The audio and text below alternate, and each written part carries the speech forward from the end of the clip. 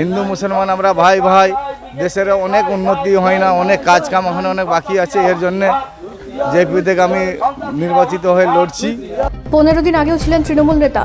তমলুকে ধলহরা এলাকায় তৃণমূল নেতা হিসেবে পরিচিত ছিল আজিজুল মল্লিক ওরফে নাসির মল্লিক। নানান ক্ষোভে কিছুদিন আগে তৃণমূল ছাড়েন নাসিরবাবু। তারপরেই নতুন দল জাতীয় উন্নয়ন পার্টি বা জেইউপি দলে তমলুক বিধানসভার প্রার্থী হন। জাতীয় উন্নয়ন পার্টি বা জেইউপি নতুন দলে সেই পূর্ব মেদিনীপুর জেলার বেশ কয়েকটি বিধানসভা কেন্দ্রে লড়ছে। তার মধ্যে অন্যতম তমলুক বিধানসভা কেন্দ্র। নতুন এই দল শাসক এবং বিরোধী বিজেপির উভয়ের কাছে এখন চিন্তার কারণ হয়ে দাঁড়িয়েছে। তমলুক বিধানসভা কেন্দ্রের জেইউপি প্রার্থী হয়েছেন আজিজুল মল্লিক ওরফে নাসির মল্লিক। নাম প্রকাশের পর থেকেই তিনি রীতিমতো রাজনীতির মাঠে নেমেছেন কোমর বেঁধে। আজ তমলুক বিধানসভার শহীদ মাতঙ্গিনী ব্লকের অন্তর্গত জামিটা, গোবরা, খারুই সহ বেশ কয়েকটি গ্রামে চালালেন নির্বাচনী প্রচার। বাড়ি বাড়ি গিয়ে হাটে বাজারে করলেন ভোট প্রচার। তিনিও রীতিমতো জেতার ব্যাপারে আশাবাদী। জেপিতে লড়ছি কেন? আমাদের দেশের মধ্যে তমলুক বিধানসভা বলুন, দেশের মধ্যে বিজেপি সরকারের যে হিন্দু মুসলমানের মধ্যে বিভেদ লাগিয়ে রেখেছে, সেইটা একসাথে জয়েন করার জন্য হিন্দু মুসলমান আমরা ভাই ভাই। দেশের অনেক উন্নতি হয় না, অনেক কাজ কাম ওখানে অনেক বাকি আছে। এর জন্যে জেপি থেকে আমি নির্বাচিত হয়ে লড়ছি। আমি এখন মোটামুটি সেই হিসাবে কাজ করছি, মানুষের ভালো করার জন্য।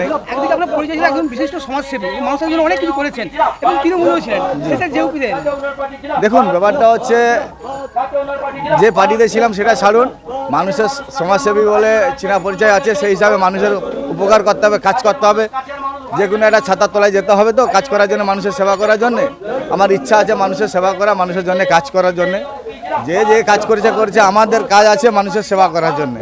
মানুষের যেটা কমি আছে সেটা পুরা করবার জন্যে। তার জন্য আমরা ভোটে লড়েছি, যাচ্ছি, সব মানুষের দর যাচ্ছি। মানুষের অনেক ভালো সাড়া পাচ্ছি। মানুষ স্বতঃপুষ্ট হয়ে মানুষ আসছে, জয়েনও প্রচুর লোক জয়েন করছে আমাদের দলে।